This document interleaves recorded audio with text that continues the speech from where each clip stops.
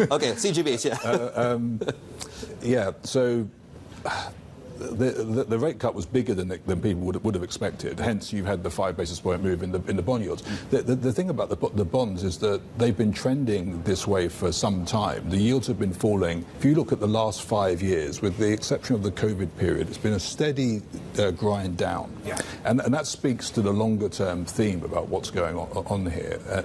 To a foreign investor, so say a dollar-based investor, on a hedged basis, those CGBs can look quite interesting.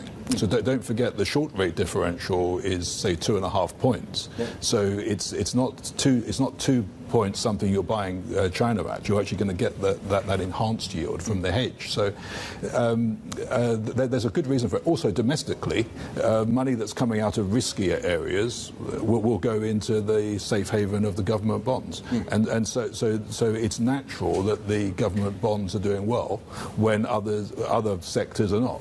So, and do you think that role as an anchor and haven, because the correlations between CGBs and their global bond peers and global equities, I mean, that's just the opposite. Yeah, do you think that that's something we can assume moving forward? Well, if you're looking for, first of all, you need either no correlation or a negative correlation, and you've got the latter. So you do get the diversification when you buy Chinese government bonds. So that does it's completely explainable why the yields have fallen, and unless there is some massive fiscal boost that completely disrupts expectations, the yields aren't going to go up dramatically. And so it seems like a relatively safe place to be sitting. Treasuries. Yeah. Was that safe? Well, what's the conversation? Okay, what's happening? Well, they're still safe, and what's happening to me is fairly consistent. We're at the top of the range for the 10-year. Yep. We were last here in October last year. Yep. We've been up and down about 5 times. The difference between now and all the other occasions we've been up and down is that the policy rate is 225 basis points higher than it was last November. So if you take that into account, we've absorbed a huge amount of tightening with the yield at the same level as it was last year.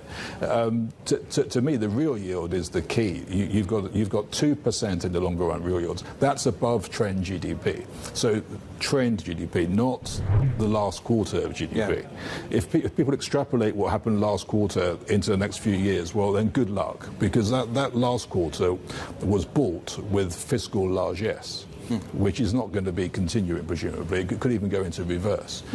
So to me, the fundamental valuation is that the real yield in the spot and the forwards is now above the trend GDP. The technical argument is that we're at the top of the range. It might go a few basis points above. It doesn't really matter. The point is you're entering 10-year bonds at a yield that is competitive with equities and credit. Don't forget credit's on the tight end of the range. Right. EM has had a fantastic year. Total return on local currency bonds, 18 to 20% in the last year.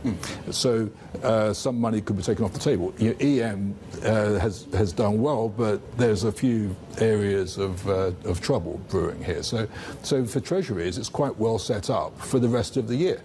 Now, I've been bullish for some time, and the yields go down, they go up, but we're still at the top of the range. I think is a good entry point. Right, because we've had people come on and talk about, IG still the way to go. High yield has done very, very well. Yeah. And the point you're making is the value is actually in Treasuries, and look at the real yield there.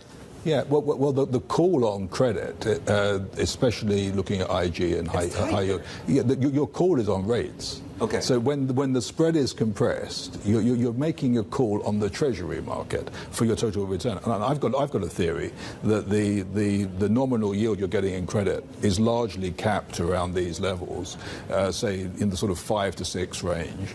And as the Treasury yield goes up, it's been compressing the spread. So let's not confuse the spread compression with a wonderful credit outlook.